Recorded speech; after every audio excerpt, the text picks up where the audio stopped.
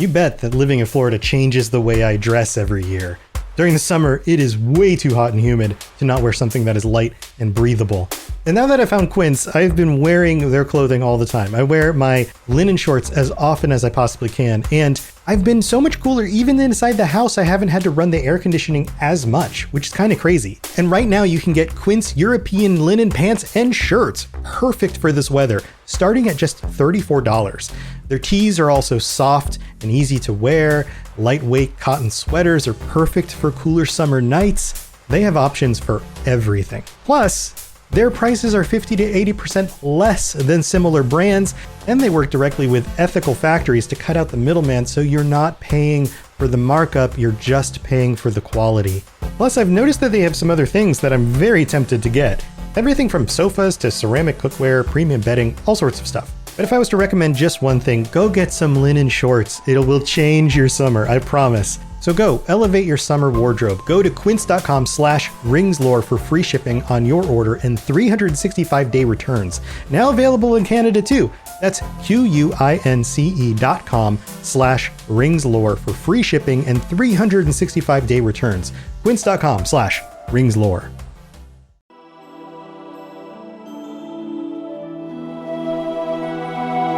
Welcome to the Lord of the Rings Lorecast, the show that explores the background of Tolkien's amazing world from the very beginning.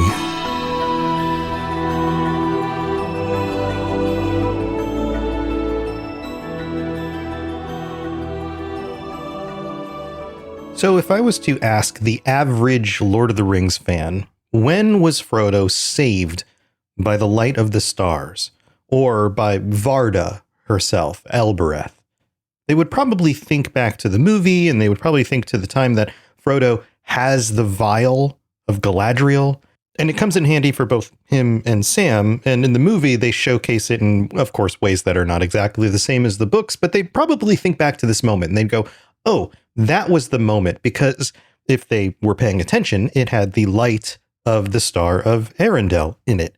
And that was what was shining in the darkness when they had to deal with Shelob, right? Pretty simple, pretty cut and dry. But what if I was to tell you that most of us, probably those of us who have been paying more attention and reading through the books and all of that, will have noticed that this is not the only time that the light of a star, that the will or memory or thought of the Vala Varda became a force in the darkness, a place of safety, of sanctuary, a place of sanity when surrounded by dark and terrible things or being tempted by the ring. This happens multiple times, but the first time this happens is in Three is Company, the chapter that we're in right now.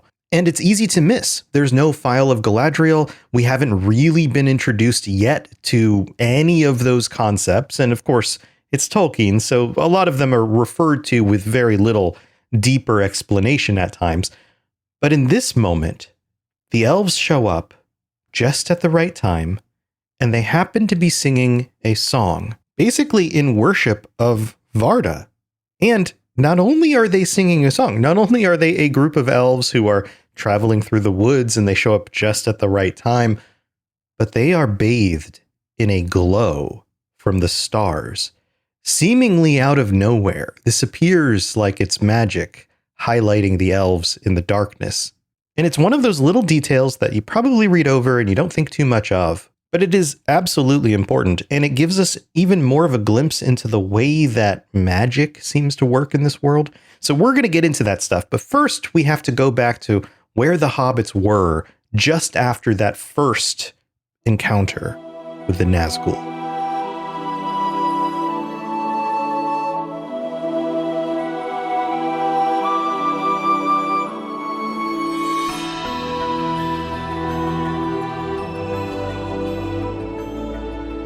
This section starts off with some details explaining that the sun is getting low, but of course Tolkien doesn't just say that the sun is getting low. He says things like, the shadows of the trees were long and thin on the grass as they started off again. Now, this is interesting, the fact that he uses both the shadow of the trees as being long and thin, this wearing of the day, wearing out, similar to the language used when you use the ring for a long period, or you have it for a long period of time, like what Bilbo said. He used the word thin, like not enough butter on too much bread, that sort of thing. And this is more of a tonal thing. I don't think it's something that is, well, projecting or foreshadowing something. It's not that this moment is particularly dark and scary so much as it is descriptive, but using a lot of the same language that has been used before in other ways. They go off-road, and this is much more difficult to travel because, of course, there's no road there. So there's a lot of things that are in the way that hinder their progress. And the sun goes down, red behind the hills at their backs. And again, Tolkien didn't need to point out the color of the sun, and he could have said that it was a sunset in many different hues or colors, but instead it's simply red at their backs, which again feels kind of ominous. And then in very Tolkien fashion, of course, we get a description about where they're going. They eventually get back to the path because they've spent some time off of it. And then we're told that the path bends to the left and it goes down to the lowlands and the Yale making for stock. We've talked about Yale and stock in some of the bonus episodes where we went over all of the different villages and towns in the Shire.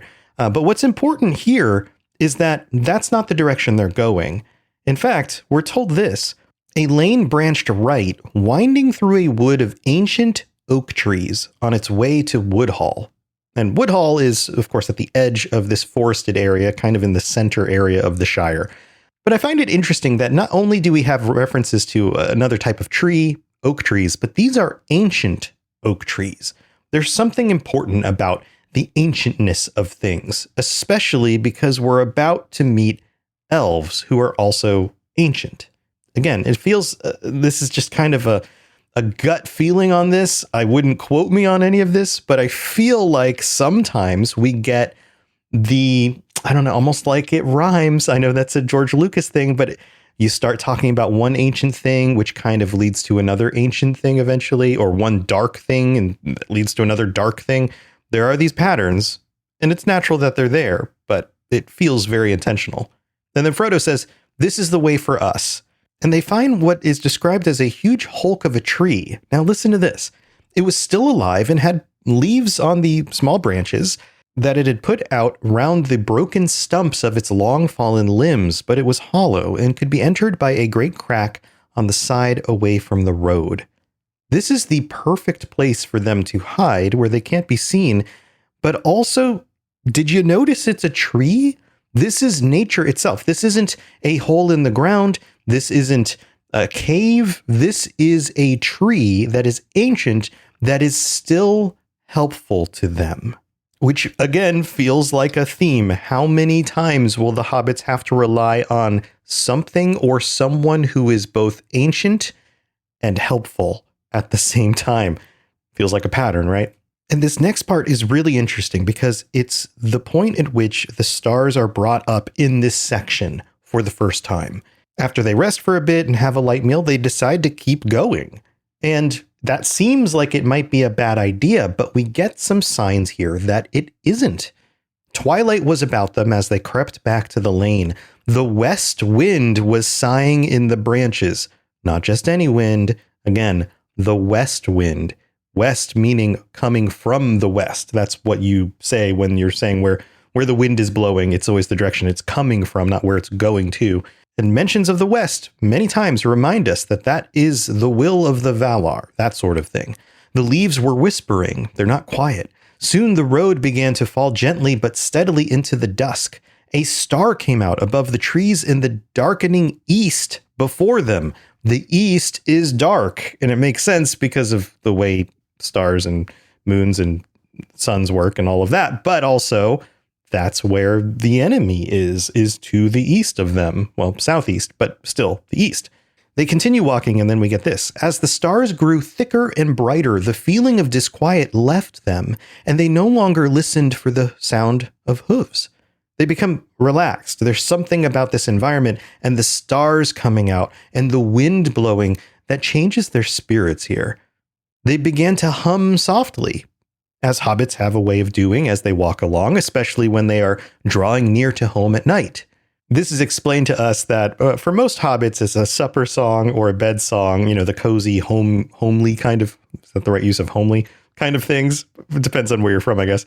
But that this was a walking song. And this reminds me of, I don't know, the experiences that parents would have with children when you're going on a long journey or you're trying to get them in the mood for something. Maybe you start humming a song or something like that, right? And of course the kids would hum along. That's what this feels like to me. And we're told that Bilbo had made the words for the song, took an old tune and changed it around a little bit. And this is how the song goes. Upon the hearth the fire is red. Beneath the roof there is a bed.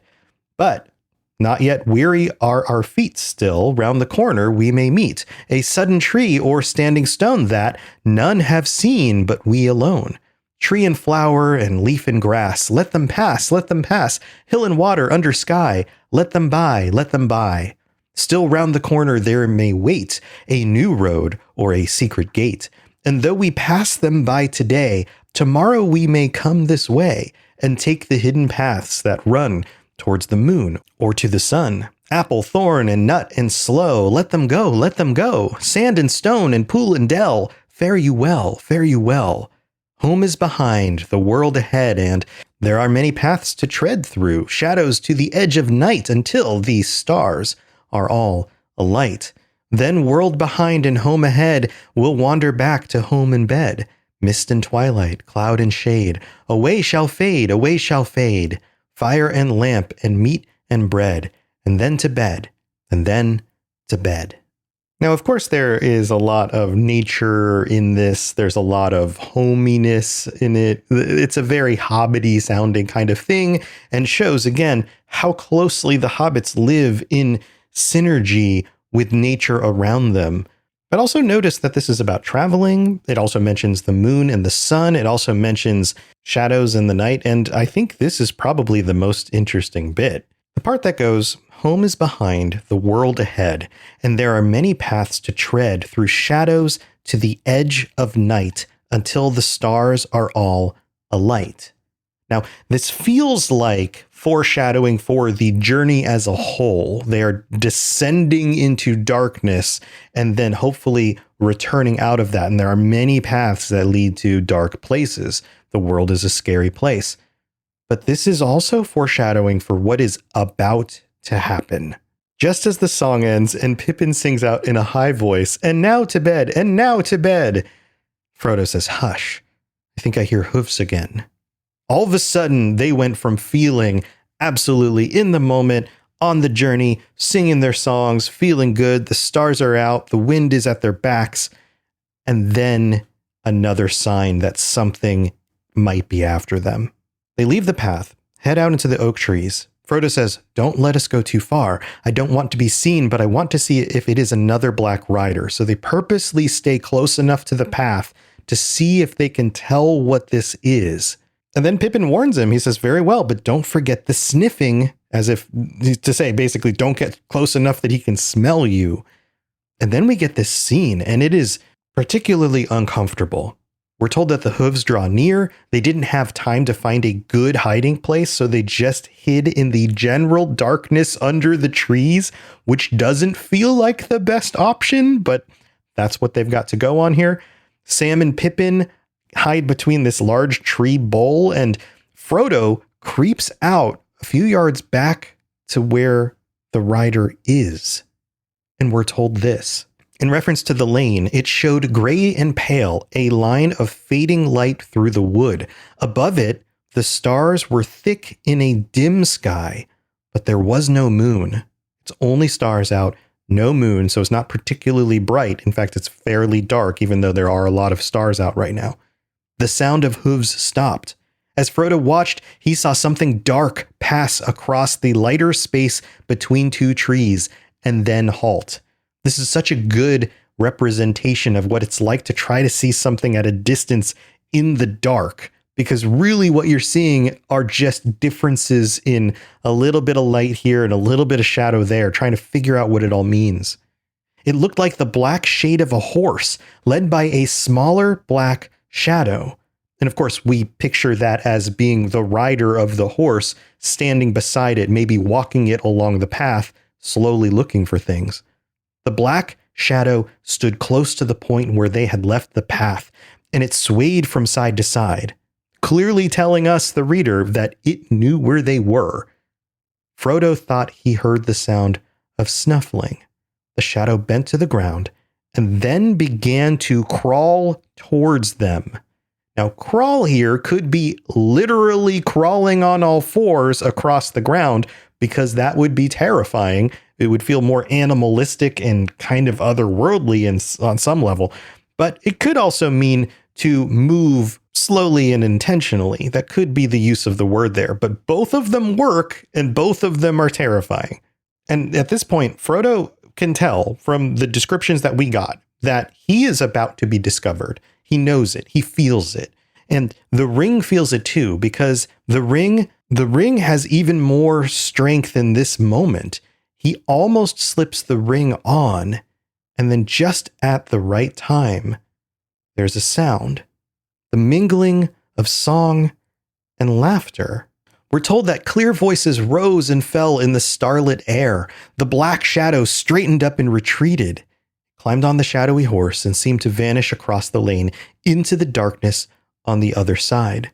So in pretty typical Tolkien fashion, and maybe that's going to be the name of this episode, typical Tolkien fashion, it's the moment where he's about to be discovered, and then something happens and saves the day. And this time, it's elves. Sam exclaims in a hoarse whisper. He says, "Elves, elves, sir." And they have to pull him back. He's ready to run out there and greet them himself. And Frodo responds. He says, "Yes, it is elves. One can meet them sometimes in the woody end. They don't live in the Shire, but they wander into it in spring and autumn, out of their own lands, away beyond the Tower Hills." So these could be Rivendell elves, or they could just be other elves who like to travel and like to come through these lands. I am thankful that they do. You did not see, but that Black Rider stopped just here and was actually crawling towards us when the song began. As soon as he heard the voices, he slipped away. Now, why would that be the case? I think this is a good question to ask, because this is a ring wraith after all. This is a very powerful evil creature, and is on a very extremely, probably most important mission that could possibly be given him, to go get the ring and return it to Sauron, his master. But the sound of just some elves singing in the woods is enough to drive him off for the moment. Why would that be the case? Well, I think that you could probably make an argument for the fact that this is a group of elves, and the elves are traveling in the wilderness. So that means that they would have been armed. They would have been prepared for anything they came across in the wilderness. And on top of it, we find out very shortly from now that these aren't just any elves. These are high elves. Some of them might be able to follow their lineages back to the events of the first age of the world. And as we know, those elves were extremely capable. They were the most powerful, most capable elves in all of Middle-earth history. And then you add on top of that they aren't just stumbling through the darkness, they are singing a song to Elbereth, to the Vala Varda, the Vala of the stars, the one who brings light in dark places. And due to this, they seem to be bathed in her light. The starlight around them, it just kind of appears on the ground and around them, lighting up these elves as they walk through the darkness. You add all of that together, and that's way more than a single ring wraith is willing to deal with in a situation like this, especially because the ring wraith knows that he's not out here by himself. There are others, and they could gather together, and they would have a much better chance of getting what they want. And it's not like the hobbits are going to go somewhere where they can't get to very quickly. I mean, they might join up with the elves, but as we see, that's not really going to be a problem. These specific elves are not heading across the sea yet. They probably will be in the future, but they have other things they need to go do, and the hobbits have a very different reason for traveling. Sam gets so excited about the elves that he says, "What about the elves?" And it tells us that he was too excited to trouble about the rider. "Can't we go and see them?" And Frodo says, listen, they're coming this way. We only have to wait. Which was another piece of this. If they're headed directly toward them, then the ring wraith wouldn't have had that much time to try to get what he was trying to get without them noticing him.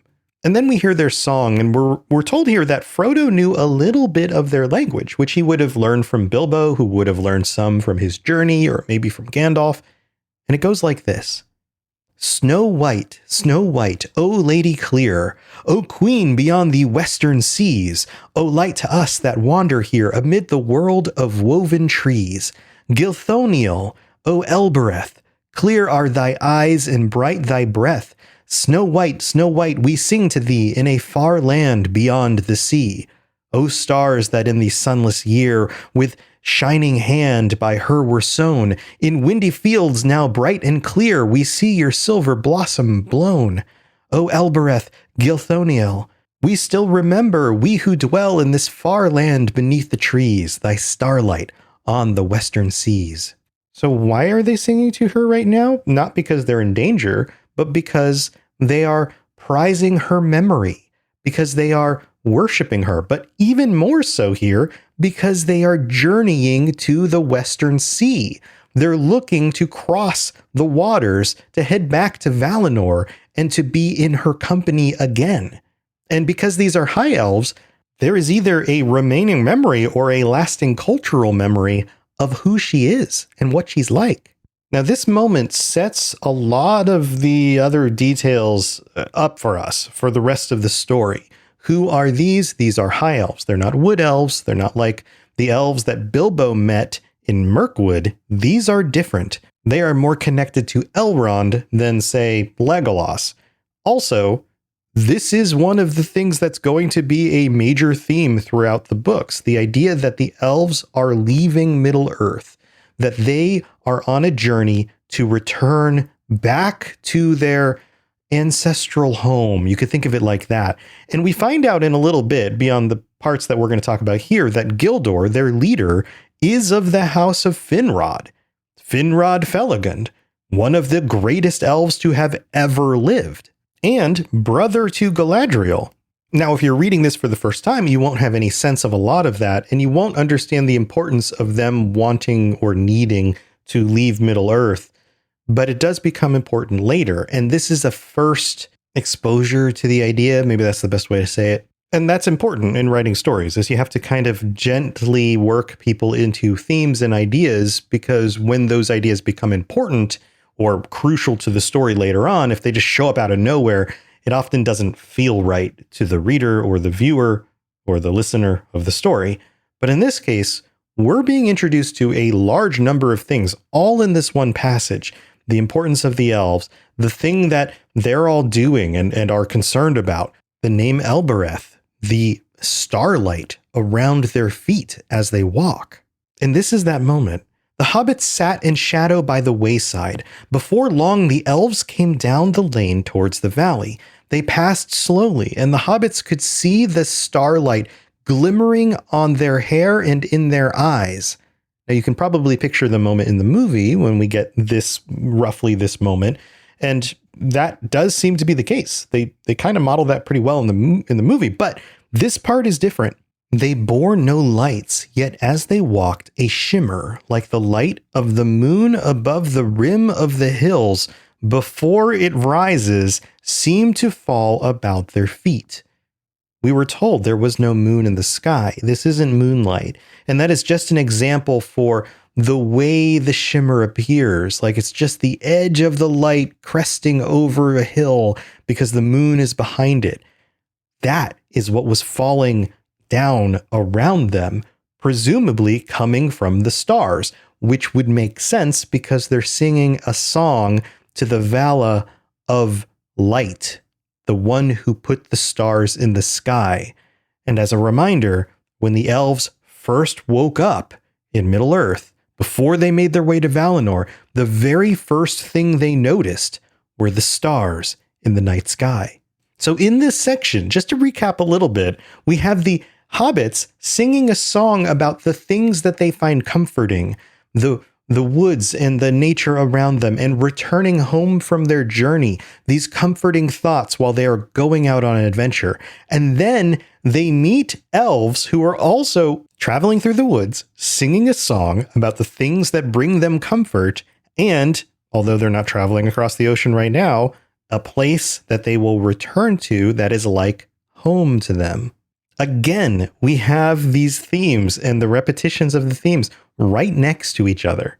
And another thing I probably should have mentioned earlier in this recording as we were going over it, the elves journeying through the Shire feels very coincidental in this moment. And there is some level of coincidence, give or take, depending on how much you want to believe that the Valar are somehow orchestrating some of these events, the wind behind them, the stars shining down, some of those things, or even just the idea that if good people continue to do things for the right reasons, they will end up in the will of Iluvatar or something like that. You could make those arguments. But we also know that the elves have been watching over the Shire. They have been in communication with Gandalf. Elrond has a sense of what's going on. They understand the importance of who Bilbo is. And on top of it, some of the elves might actually know Bilbo. Before Bilbo left the Shire, even after his journey ended, he would still get together and meet with the elves at times. They would have known who Frodo is. They would have known the importance of who Bilbo is and what Bilbo helped accomplish. Frodo would be kind of a little bit of a celebrity already. Maybe celebrity is not the right word, but somebody they know, the child of a celebrity at least, something like that, right? And this plays directly into the moment that is just about to happen.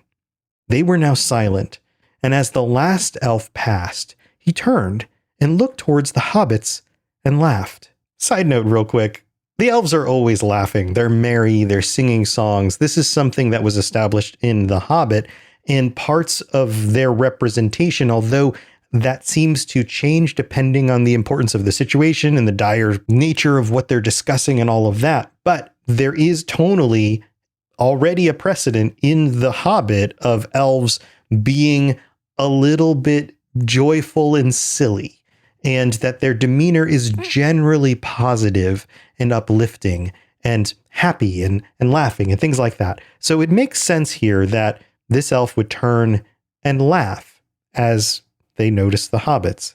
And then we get something that feels like a surprise if you aren't aware of how connected Bilbo was to the elves and how much they would have already known about Bilbo and Frodo. "Hail, Frodo," he cried. "You are abroad late, or are you perhaps lost?" Then he called aloud to the others, and all the company stopped and gathered round.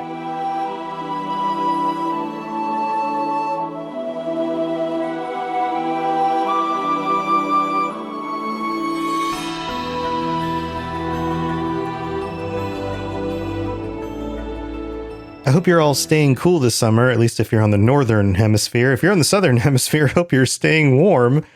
Weird how globes work, but it is a hot summer, I'm sure, for everybody. But thanks for continuing to be here, and thank you if you are helping out with spreading word about the show, getting people aware of it, telling your friends and family, commenting, leaving 5-star reviews. Any of that stuff is all extremely helpful.